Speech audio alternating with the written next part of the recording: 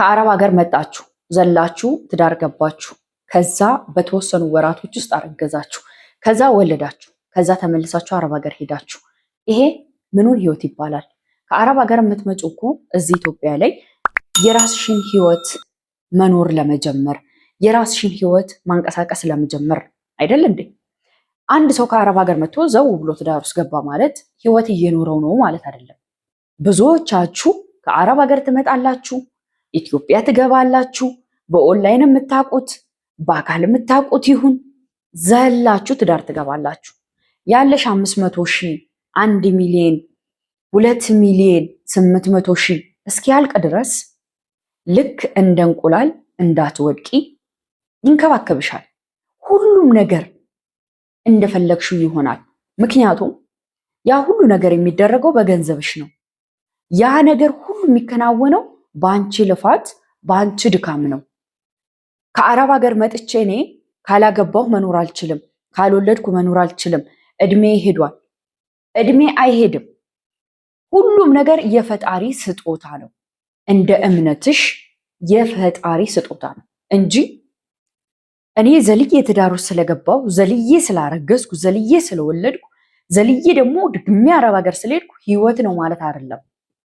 ህይወት ማለት መጀመሪያ ከአረብ ሀገር መጣሽ፣ ቤተሰቦችሽንም አየሽ፣ እንደ እምነትሽ ወደ ገዳምም ሆነ ወደ መስጊድም ሆነ ሄደሽ መጣሽ። ቤትም ካለሽ እሰየው፣ ቤት ሊኖርሽ ግዴታ አይደለም። ተከራይተሽም ሆነ ብቻሽን መኖር፣ ብቻሽን መስራት፣ ብቻሽን ወጥተሽ መግባት፣ ብቻሽን ኃላፊነት መቀበል መልመድ። በእነዚህ ሂደቶች ውስጥ ስታልፊ አንቺነትሽን ከውስጥ ወደ ውጭ ትኖሪያለሽ። ውስጥሽ ያለችዋ ጠንካራ ሴት እያበራች ትወጣለች። ዘላ ትዳር ውስጥ ስትገባ ግን ታረግዛለች፣ ትወልዳለች፣ ልጄን ለማሳደግ ደግማ ትሰድዳለች። ስለዚህ እናንተ ከአረብ ሀገር መጥታችሁ ካልወለዳችሁ ህይወት የሌለ የሚመስላችሁ ሴቶች ግን እስቲ ቆም ብላችሁ አስቡ። የምታመጡትን ልጅ የምታመጫት ልጅ የምታመጪው ልጅ የእናንተ የህይወት ኃላፊነት እንዳለበት አትርሱ። አንድ ሰው እዚህ ምድር ላይ ሲመጣ ያ ሰው የሚያስፈልገውና የሚገባውን ነገር አደርግለታለሁ ወይ ብላችሁ ማሰብ አለባችሁ። በድላቸው ይደግ የሚባል አማርኛ የለም። ብዙዎቻችሁ በቃ ከአረብ ሀገር መጣችሁ ዘው ብላችሁ የምታረጉት ነገር ነው። በቃ እስቲ ይህንን ነገር ወደ ጎን አድርጉትና አታግቡ አይደለም፣ አትውለዱ አይደለም፣ አግቡ፣ ውለዱ። ግን ለራሳችሁ ጊዜ ስጡ። ብቻችሁን መኖር ጀምሩ። ብቻችሁን መስራት ጀምሩ። ብቻችሁን ወጥታችሁ መግባት ጀምሩ። ብቻችሁን እያንዳንዱን አስቤዛ የሚያስፈልግሽን ኮስሞቲክስ ከእያንዳንዱ ነገር ኮስሞቲክስ ማለት የግዴታ ዱቄት መለቅለቅ መኳኳል አይደለም። ከሻምፖ ከኮንዲሽነር እስከ ሎሽን ያለውን ነገር በራስሽ እየገዛሽ መኖርን ተማሪ። ስታገኝ ምን ያህል ሰላም እንዳለው ምን ያህል ደስታ እንዳለው ትረጃለሽ። ነገ አግብተሽ እንኳን ወልደሽ እንኳን ባይቀመጥ ባልየው ቢጠግብ ልርገጥሽ ቢል ሳትግባቢ ብትቀሪ ልጅሽን እንዴት ማኖር እንዳለብሽ ልጅሽን እንዴት ማሳደግ እንዳለብሽ ቢያንስ ትማሪያለሽ። ብዙዎቻችሁ አረብ ሀገር የምትሄዱት ከቤተሰብ ጋር ቀጥታ ነው አረብ ሀገር የምትሄዱት፣ ወይ ከትምህርት ቤት ቀጥታ ነው አረብ ሀገር የምትሄዱት እንጂ በጣም ጥቂቶቻችሁ ናችሁ ከገጠር መጥታችሁ አዲስ አበባ ገብታችሁ መኖሪያ ቤት ተቀጥራችሁ ፕሮሰሳችሁ እስኪያልቅ የሆነ ስራ ሰርታችሁ የሆነ ቻሌንጅ አሳልፋችሁ የምትሄዱት በጣም ጥቂት ሰዎች ናቸው። ቢያንስ ቀጥታ ከእናቷ ቤት ወጥታ አረብ ሀገር ከሄደች ሴት ከእናቷ ቤት ወጥታ አዲስ አበባ ገብታ የሆነ ስራ ሰርታ ከዛ አረብ ሀገር ሄደች ሴት የተሻለች ትሆናለች በጥንካሬ። አረብ ሀገርም ስትሄድ ደግሞ ከእናቷ ቤት ወጥታ አረብ ሀገር የሄደችው ምንም ቻሌንጅ አትችልም፣ ምንም ቻሌንጅ አትቋቋምም። ህይወት እንዲህ ነው እንዴ በቃ ወደ ሀገሬ ሁሉ መልሱኝ ብላ እሪ የምትል ሴት ብዛቷ። ከእናቷ ቤት ወጥታ አዲስ አበባ መጥታ የሆነ ስራ ሰርታ ፕሮሰስ አድርጋ አረብ ሀገር ሄደች ሴት ግን ብዙ ነገሮችን ትቋቋማለች፣ ብዙ ነገሮችን ትችላለች። ኢትዮጵያ አገሬ ላይ እራሱ እንዲህ ተቸግሬያለሁ፣ እንዲህ ተርቤያለሁ፣ እንዲህ ተጠምቻለሁ፣ እንዲህ ሆኛለሁ እንኳን አይደለም ሰው ሀገር ብላ ትጠነክራለች። በጣም አንበሳ ጀግና ሴት ትሆናለች። ያቺ ሴት ከአረብ ሀገር መጥታ ትዳር ውስጥ በምትገባበት ጊዜ እንኳን ቢያንስ መጀመሪያ የሆኑ የህይወት ቻሌንጆችን ስላሳለፈች ጠንካራ ሴት ልትሆን ትችላለች። ያ ማለት እዚህ ኢትዮጵያ እያለች ከእናቷ ቤት ወጥታ አዲስ አበባ ገብታ የሆነ ስራ ሰርታ አረብ ሀገር ስለሄደች ቀጥታ መጥታ ከአረብ ሀገር ትዳር ትግባ አይደለም። ከአረብ ሀገር መጥታ የያዘችውን ይዛ መስራትን፣ መውጣት መግባትን፣ በራስ መኖርን መተዳደርን መልመድ አለባት። ስለዚህ በህይወታችሁ ውስጥ ስትኖሩ ተረዱ።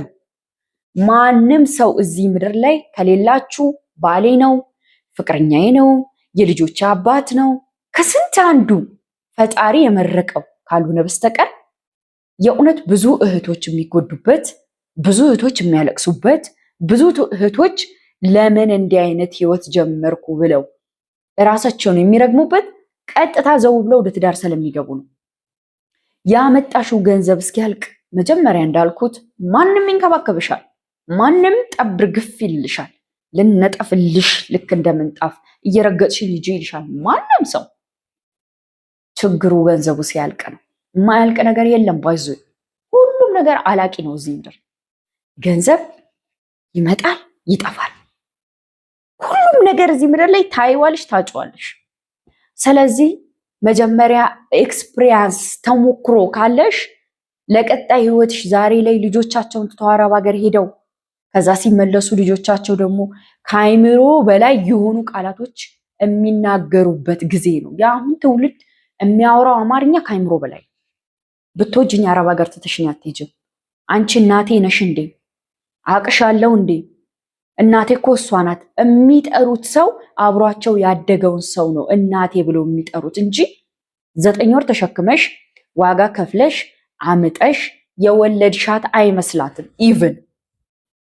ስለዚህ ወደ ትዳር ዓለም ዘው ብሎ እንደመጣላችሁ በሰዎች ግፊት፣ በሰዎች ቃላቶች ሰው ምን አገባሽ ስለ ሰው ብታገቢ ለምን አትወልድም? ብትወልጂ ለምን አትደግምም? ምንም ነገር ካፋቸው አይጠፋም። ምን አገባሽ ስለ ሰው? የራስሽን ህይወት ኑሪ። ታመሽ ደክመሽ አቅቶሽ ልትሞች ደርሰሽ ሰላም ነሽ ያላለሽ ሰው በቀብርሽ ጊዜ አበባ ጉንጓን ይዞልሽ ለሚመጣ ሰው ምን አስጨነቀሽ? ምን አገባሽ? አጎቴ ምን ይለኛል በቃ ላግባ፣ አክስቴ ምን ትለኛለች በቃ ላግባ፣ እናቴ ምን ትለኛለች በቃ ላግባ፣ አባቴ ምን ይለኛል በቃ ላግባ፣ እህቴ አግብታ እኔ ሳላገባ ምን አገባሽ? እነሱ የሚኖሩትን ህይወት እነሱ ነው የሚኖሩት፣ አንቺ አይደለሽም። የአንቺን ህይወት የምትኖሪው አንቺ ነሽ። ቢጣፍጥ ለአንቺ ነው ደስታው፣ ቢመር መከራው ላንቺ ነው። መጀመሪያ ግን ነገሮችን አይተሽ ግቢ። ነገ ለሚመጡት ነገሮች ሪስክ የምትወስጂ ሴት ሆነሽ ግቢ። በቃ ምንም ነገር እዚህ ምድር ላይ ከአንቺ ውጭ ማንም ለአንቺ ኃላፊነት እንደማይወስድልሽ ተረጅ። አዎ ዛሬ ላይ ብዙ ሰው ጠብር ግፍ የሚልልሽ እንዳልኩሽ ነው እስካለሽ ነው። ኖረሽ እንኳን ጤነኛ ካልሆንሽ ያቺ ገንዘብሽ የምታልቅበትን መንገድ ፈልገው ካለቀች በኋላ ቻው ማንም ቼክ አያረግሽም። ካስረገዘሽ በኋላ ቼክ ላያረግሽ ይችላል። ብርሽ እያለ አብሮሽ ኖሮ በተለያዩ እንቅስቃሴዎቻችሁ ውስጥ ካረገዝሽ እርጉዝ እንደሆንሽ ስትነግሪው ፊቱን ሊያዞርብሽ፣ ስምሽ ሊጠፋበት ይችላል። እናቱ ጠንቀቅ በይ፣ ንቅት ድንግጥ በይ። ለሰዎች አትጨነቂ።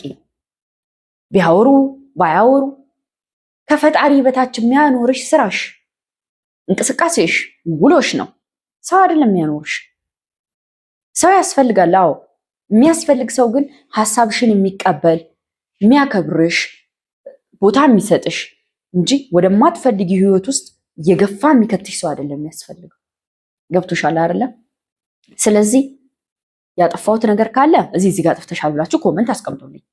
የብዙ ሴቶችን ህይወት ሰለማይ፣ የብዙ ሴቶችን እጣ ፋንታዬ ነው በቃ ብለው እስኪያምኑ ድረስ ያደረጋቸው ነገር እንደሆነ እያየሁ ስለሆነ ነው። ምንም እጣ ፋንታሽ አይደለም። ፈልገሽ ወደሽ ፈቅደሽ ገብተሽ ነው። እጣ ፋንታዬ የ80 ቀን እድሌ ምናምን ምን የ80 ቀን እድል ምን ማለት ነው እንዴ? እድልሽን እኮ የምታስተካኪው እድልሽን የምታበላሹ መጀመሪያ በምታደርጊያቸው ውሳኔ፣ እንቅስቃሴ፣ ተግባር ነው። ስለዚህ እዚህ ጋር እኮ ጥፋት፣ እዚህ ጋር እኮ ልክ አይደለሽም የምትሉት ካለ ኮመንት አድርጉልኝ፣ አነባለሁ። ሀሳብ አስተያየት ካላችሁ ኮመንት አድርጉልኝ። ሌሎችን ያስተምራል ብላችሁ የምታስቡት ታሪክ ካላችሁ ተስፋነሽ ቻናል ከሚለው ስር የተስፋነሽ ቻናል የራሱ የቴሌግራም ቻናል ስላለ እዛ ላይ ልታካፍሉኝ ትችላላችሁ። እኔ ደግሞ ለሌሎች እህቶች እንዲማሩበት አካፍላችኋለሁ። መልካም ጊዜ ይሁንላችሁ።